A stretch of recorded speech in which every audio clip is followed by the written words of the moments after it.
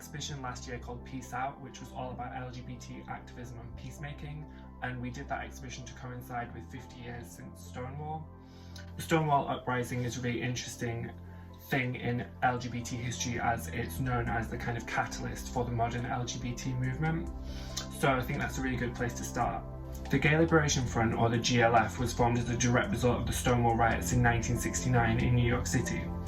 After that, news quickly spread and one was set up in London in 1970, holding their first public demonstration in November of 1970. Word quickly spread and they started popping up in all different locations around the UK. In Bradford, they were active in the early 70s and were one of the most active groups in the UK at the time.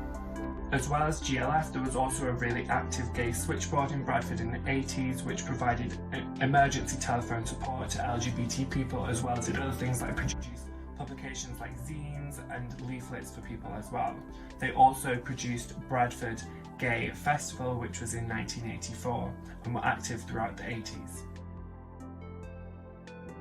Bradford Pride started off as a small and intimate event in Bradford's Lister Park, but it soon moved into the city centre, and the first ever Bradford Pride in the city centre as we know it today was in June 2009.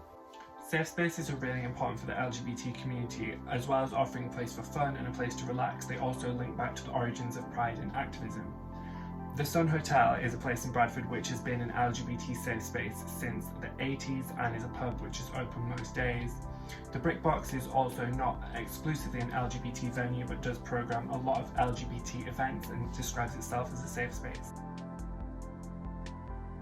Obviously this is not an exhaustive history of Bradford's queer past, and there's a lot of things we still don't know, and a lot of it is kind of hidden history and is not necessarily written down in the history books.